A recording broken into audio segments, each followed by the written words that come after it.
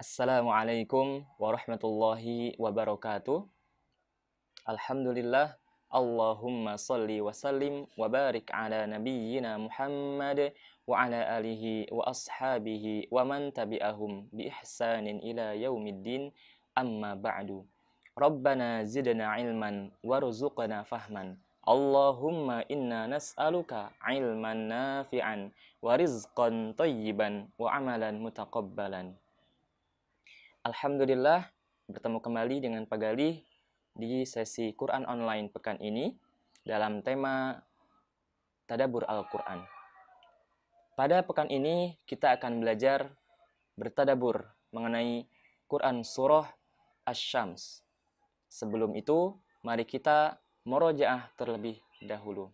Silahkan teman-teman semua membuka Al-Qurannya. A'udzu billahi minasy syaithanir rajim. Bismillahirrahmanirrahim. Wasyamsi waduhaha wal qamari idza talaha wan nahari idza jallaha wal laili idza yaghshaha والسماء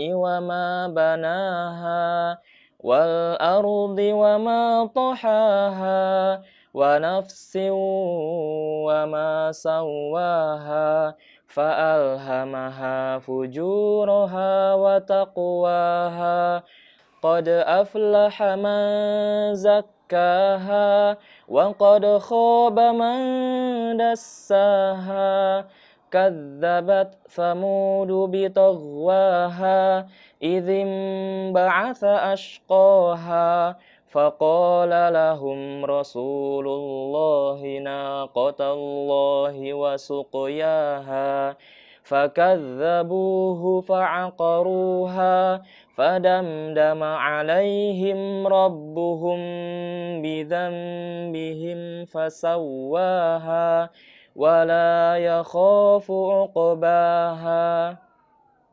Alhamdulillah, kita sudah memurojaah Quran Surah Asy-Syams 1 sampai dengan ayat 15.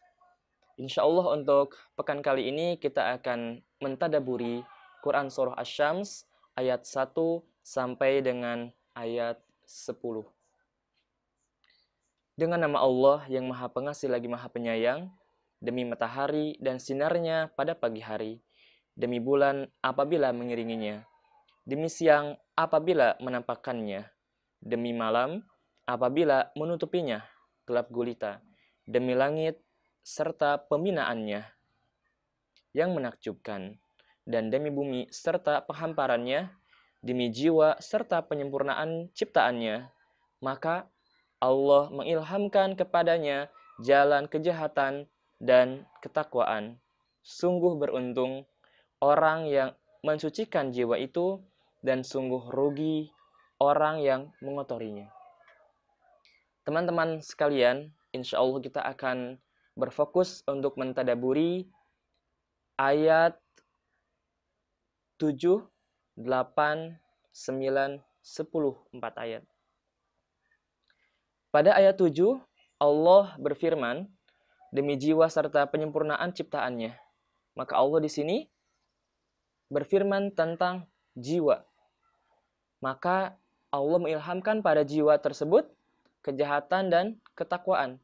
Sungguh beruntung orang yang mensucikan jiwa itu, dan sungguh rugi orang yang mengotorinya. Subhanallah.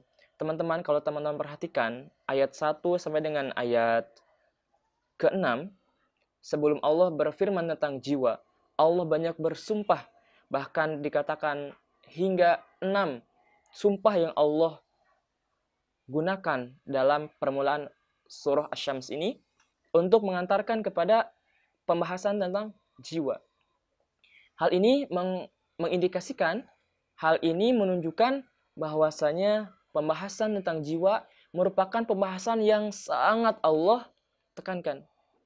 Jiwa, yakni bagian dari diri kita, yang kita sering sebut dengan ruh, yang kita sebut dengan iman. Maka Allah berfirman tentang jiwa ini diawali dengan berbagai sumpah karena pentingnya kita memperhatikan ruhiyah kita, memperhatikan keimanan kita kepada Allah Subhanahu wa taala. Dikatakan dalam Quran surah Asy-Syams ini, Allah ternyata telah menunjukkan dua jalan, teman-teman, yakni jalan kejahatan dan jalan ketakwaan. Itulah mengapa ada orang yang cenderung kepada kejahatan, ada orang yang cenderung kepada ketakwaan. Dan sebetulnya Allah telah mengilhamkan dua jalan tersebut. Maka manusiawi sebetulnya. Ada orang yang berbuat kejahatan, berbuat kebaikan, atau sering berbuat ketakwaan akan tetapi sesekali melakukan kejahatan atau keburukan, atau kebalikannya.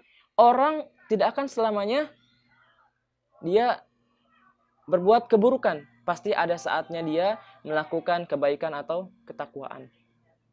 Kita juga merasakan tersebut ya. Bahwasanya kadang iman kita naik, kadang turun. Kadang kita semangat melaksanakan misal sholat, kadang kita malas melaksanakan sholat. Kadang kita semangat untuk bertilawah, kadang malas. Kadang kita semangat membantu orang tua kita, kadang malas. Itu manusiawi. Akan tetapi, coba teman-teman perhatikan ayat 9. Sungguh beruntung orang yang mensucikan jiwa tersebut. Akan tetapi, dari ilham yang Allah berikan, yakni kejahatan dan ketakwaan, sungguh beruntung orang yang senantiasa berusaha mensucikan jiwanya menuju ketakwaan. Malas mungkin ada, tapi apakah malas itu dipelihara? Apakah malas itu terus kita lakukan? Kata Asy-Syams ayat 9 ini, yang beruntung adalah orang yang mensucikannya. Bukan orang yang, aku mau udah malas, ya udah aja, nggak akan sholat, nggak akan tilawah, nggak akan bantu orang tua. Kemalasan yang kita miliki harus kita olah. Dan lebih banyak kita semangat dalam melakukan kebaikan. Jadi, malas, jenuh, itu manusiawi. Akan tetapi, harus nantiasa kita mensucikan jiwa kita menuju ketakwaan. Ya, jadi malasnya, jenuhnya jangan dipelihara. Harus dikelola agar kita semakin takwa kepada Allah Subhanahu wa taala. Dan ayat terakhir, ayat 10, dan sungguh rugi orang yang mengotori jiwanya. Ya, dikatakan dalam surah ini, dalam ayat dan surah Asy-Syams ayat 10, sungguh rugi orang yang mengotorinya. Maka jiwa kita, kalau kita mengotorinya dengan kemaksiatan, sungguh rugi. Jiwa manusia seperti kertas yang sangat putih. Apabila ada sedikit kotoran, akan sangat terlihat. Itulah jiwa kita. Atau seperti cermin. Cermin yang bersih, nyaman untuk kita bercermin dalam cermin tersebut. Tapi kalau cerminnya banyak kotoran, bahkan sampai menutupi semua bagian cermin tersebut, apakah kita nyaman bercermin? Tidak ya. Oleh karena itu, jiwa kita seperti cermin tersebut. Apabila sering kita bersihkan, semakin nyaman perasaan kita. Akan tetapi, apabila cermin tersebut atau jiwa kita banyak kotornya, kita akan menjadi orang yang tidak nyaman. Sungguh tidak nyaman memiliki hati yang kotor. Dan sungguh tidak nyaman hati yang kotor apabila dilihat oleh orang lain. Orang lain gak akan senang sama orang yang hatinya kotor, yang sering bermaksiat. Orang yang sholatnya bolong-bolong sama orang yang sholatnya rajin pasti lebih nyaman sama orang yang sholatnya rajin.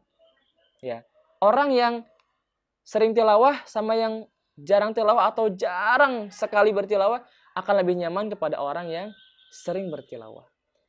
Orang akan lebih senang kepada teman-teman yang berbakti kepada kedua orang tua daripada orang yang tidak berbakti kepada kedua orang tua. Maka kita dapat mengambil hikmah dari Quran surah Asy-Syams ini, bahwasanya Allah telah mengilhamkan kepada manusia jalan keburukan dan jalan kebaikan. Dan keburukan manusiawi. Akan tetapi sungguh beruntung orang yang senantiasa mensucikan jiwanya, dan sungguh merugi orang yang mengotorinya. Mudah-mudahan dengan tadabbur Quran surah Asy-Syams ini menambah keimanan kita, menambah kecintaan kita kepada Allah, kepada Rasul, kepada Al-Quran, kepada orang tua, dan kepada sesama. Mudah-mudahan dengan tadabbur ini kita semakin menghayati setiap ayat-ayat Allah Subhanahu wa Ta'ala, dan semakin senang kita dalam berinteraksi dengan Al-Quran, membacanya, memahaminya, mentadabburinya, mengamalkannya, menghafalkannya. Demikian yang Pegang dapat sampaikan pada Quran Online pekan ini. Mudah-mudahan bermanfaat untuk kita semua. Subhanaka Allahumma wa bihamdika asyhadu an la ilaha illa anta astaghfiruka wa atubu ilaih. Wal afu minkum. Assalamualaikum warahmatullahi wabarakatuh.